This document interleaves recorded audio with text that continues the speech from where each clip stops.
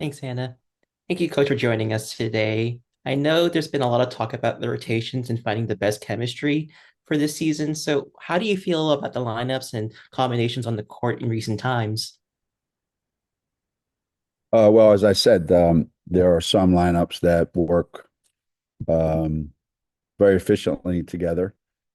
Um, there are some that need some work, and then there are some that don't work at all. So we're just trying to figure out, obviously, as we get, we add more people, um, you know, it's not gonna look perfect all the time, but that's what we're trying to figure out. Aggie. Hey, sorry if you heard a lot of noise. I'm in a rest stop, so there's a lot of music going on. But Villanova, like Marquette, had a lot of people leave the transfer portal and looks totally different than they did last year. What's your first impression of them now? You've seen them a little bit heading into tomorrow. Yeah, they are different, obviously. They they were I thought one of the better teams, last year, and I I thought it's very difficult to play against, um, with you know players that were tough matchups for everybody in our league. And I know, obviously, Denise was thinking, ahead to what this year could look like. And unfortunately, it didn't play out that way.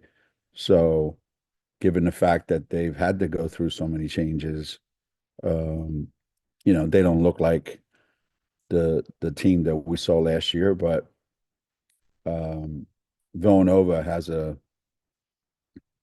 long history and a long reputation of their style of play and how they play, and how well they execute and take care of the ball, and that hasn't changed, um, and defensively, that hasn't changed. They're still one of the better defensive teams in our league, and like the rest of us, they shoot the ball well at times. They don't shoot the ball well other times. Um, so given the changes that they've gone through, I think um, they've shown that they can play with anybody in our league. And I know they lost a tough one the other night, but well, I never take them for granted or take them lightly. And I've been coming down here, 30 years, at least 35 years, who knows. So I don't envision tomorrow being that much different. Emily. Hey, Coach. As you kind of try out Jana more in this starting group, how do you see that impacting Ice's role? Just kind of what do you feel like you are hoping to get out of her moving forward with her shifting to that off the bench spot? I really don't worry about people's role, to be honest with you. I just try to go with what I think is the right thing at the time. What are we looking for? What kind of presence are we looking for? And um, what kind of activity are we trying to get from that spot? Um, there isn't really um, you know, one over the other. Um, I just think that each player has to go into um, practice every day, and figure out what are my contributions going to be, and the more those contributions are evident, the more you can see them, then the more you find space for them in games, the more you find time for them in games, um, and one of the and we said this before, one of the pluses of having only six or seven players is players just play. And, they don't have to worry about, how do I come off the bench, or how do I, play for 5 minutes and then someone else is going to come in after 5 minutes. So when you're in a situation where you're trying to play a lot more players have to be productive. And that's the challenge for them. How can I be productive? in whatever role I have, whatever that one is. Um, I told Ice after the Iowa State game, that was probably one of the finer defensive games I've seen from a big kid. Um, so there's opportunities that where Ice can help us and do certain things, but um, you know that that that has to be something that's consistent and it has to fit in. You can only play five players at a time, and we tried to have a long, or I should say not long, but yeah, a long bench, and sometimes it works, sometimes it doesn't, and um, it's not really ideal to have to try to play 10 players because it hurts some people when you're trying to play 10 players. It helps others, but it hurts others. So we have to find a balance there. Chelsea. Hi, Coach. Just following up on that, um, about Jana, how is she feeling physically? I know that she sat out for a couple minutes in that Marquette game. It looked like she had like either a back or hip tweak or something. So how is she feeling? And also, how do you feel about her production in that game? Do you think that she is looking more confident? It seemed like that was obviously one of her better games of the season. She's fine. She was at all our practice and she went through every practice that we had. So she appears to be, you know, um, all set to go. Um, so with the back spasm that she had hasn't carried over. Um, as far as the last game, um, yeah, I thought there were a lot of really good things that came out of that game. Um, I know these games are a big help. It makes it a little bit better when there's a big kid that she has the opportunity to guard and match up against. Um, the the ability to get some easy baskets. Um, I think she's getting a little more confident with that. Um, the the thing that the thing that gets in the way sometimes of um, big kids is they commit silly fouls that puts them on the bench before I even get a chance to take them out of the game. So, um, hopefully with more playing time, there'll be less of that and more of some of the good things that we saw the other night. Do you have another question? Yeah. Coach, what's it mean to you to see Sarah Strong succeed as a freshman, especially in terms of how she's responded to her teammates as well as with input from you and CD? I don't think it's got anything to do with me and CD, to be honest with you. I think it's got everything to do with, um, how Sarah's put together, mentally and physically, she's very mature.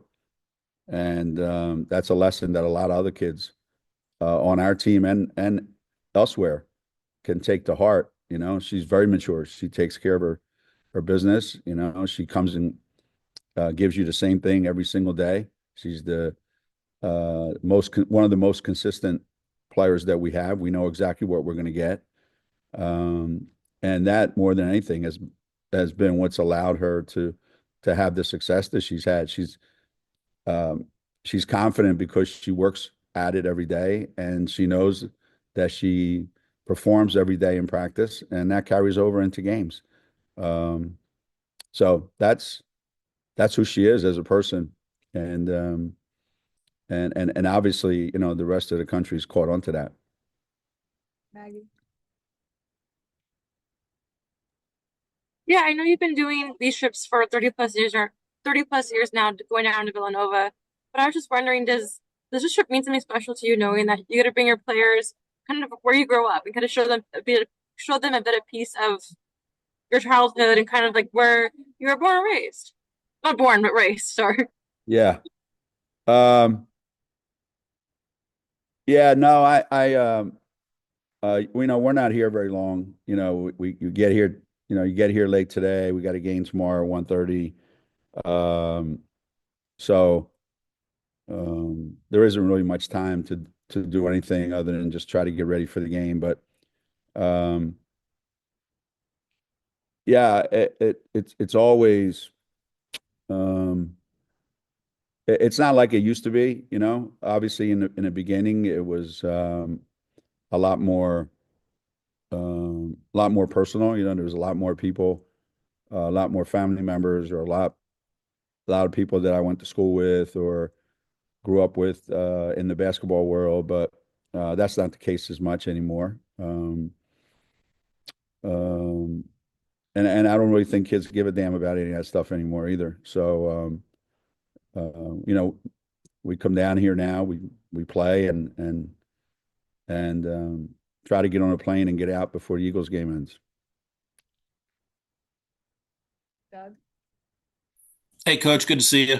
Hey, Um, a little off topic, but Unrivaled starts in about 2 weeks. I know you're one of the first investment groups. You're a part of it. What are you hoping this league can do for women's basketball with so many obviously great names and players, and including many of your former ones? I think it's a great concept. Obviously, um, I was thrilled to be asked to participate in it.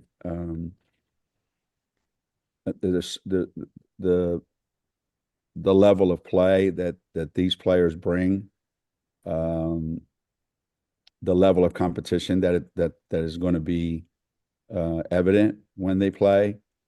Um, you know, the fact that a lot of people tuning in know something about these players and maybe haven't seen enough of them, that will certainly help um, grow their individual brand, who they are, but also um, the WNBA. So I think the popularity of who they are, these kids, these women, um, is going to carry over into next summer, um, because they certainly have the biggest names in the league playing. Um, it's another push towards getting the best players to stay here and not have to travel overseas to, um, to supplement their incomes. Um, and you can't discount too the competitive level is going to help them improve. Um, you know, and I think going into next summer um, is a huge um, is a huge moment for the league. Um, and the people that you know that had the idea about this league, Stewie and Fisa and their respective groups. Um, Brilliant. I think it's a brilliant idea. And I'm excited. I'm excited to support it, and I just think it's going to be a home run for everybody involved. Thanks, Coach. Appreciate it. Thanks.